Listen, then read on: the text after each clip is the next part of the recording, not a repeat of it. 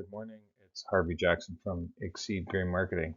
Just going to go through some of the crop conditions. And again, this is a very fluid thing, so it changes all the time, of course. But um, Western Canadian conditions here, we've just looking at the percent of precipitation just since September. So a lot of these drought areas that were existing in this region here, last fall has now all been added to moisture.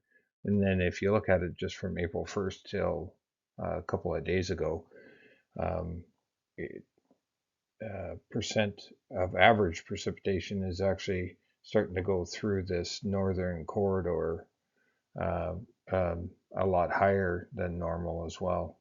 And I think I've talked about that before. Here's your U.S. crop conditions and progress. Of note, you've got your U.S. corn conditions actually declining good to excellent.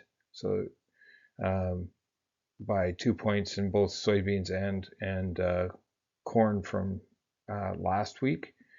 And winter wheat conditions, they're good to excellent is still gone up, but harvest progress has actually gone up as well. So I believe they're at around the 27% harvested in Kansas, which is a good start for sure. S&Ds, just going through just as a review quickly, 18 are 1.8 million expected. That's all depending on your exports and your crush numbers and how they're going to come through as they're still getting adjusted. And for this upcoming year, similar kind of numbers, and pointing at what is the actual preliminary yield numbers. Some analysts might be saying that might be going up right now as well, expecting maybe higher than the 39. So as this weather progresses through the summer, I'm sure we're going to see some more changes to this weather forecast as we move along. Um, Here's your wheat situation. Still looking pretty tight. Like a 4.3% stocks to use ratio is pretty tight. Um, and looking at it for this upcoming year at 1.6 million or near 1.7 million carryout, it is actually pretty tight too. So weather, I'll just go through some of the same maps that we look at, but now we're putting a bit of a bullseye of more rainfall into Manitoba. We'll just see if that's going to come out. That is again going out another 7 days. So we'll see if this is going to remain in the forecast. Again, I'm using the artificial intelligence European model, just trying to stay consistent. Here it is, North America wide, and you can see that there is a good size amount of uh, rainfall in that 2 to 3 inches in regions and even more. Here's the eastern or all of Europe rainfall. Just there's some traces going across some of these regions. Here's a shot of the northern Asia rainfall. Just trying to keep my eye on that potential drought that was being talked about in a couple last week with China. Here's just an overview of how the markets have been trading, and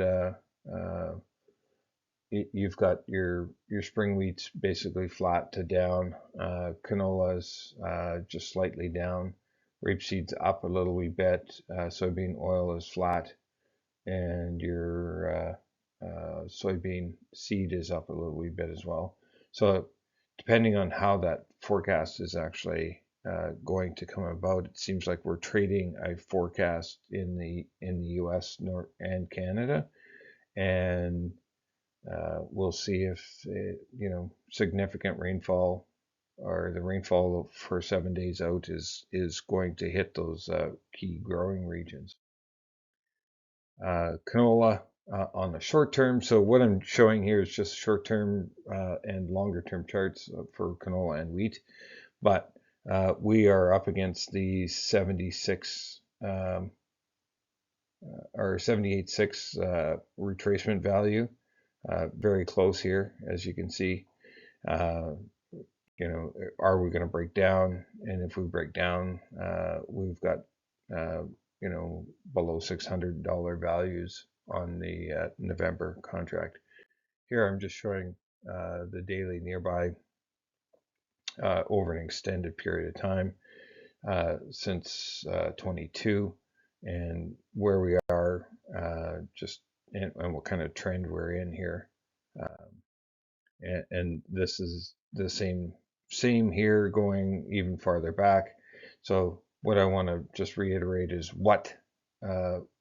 looking at the short term, don't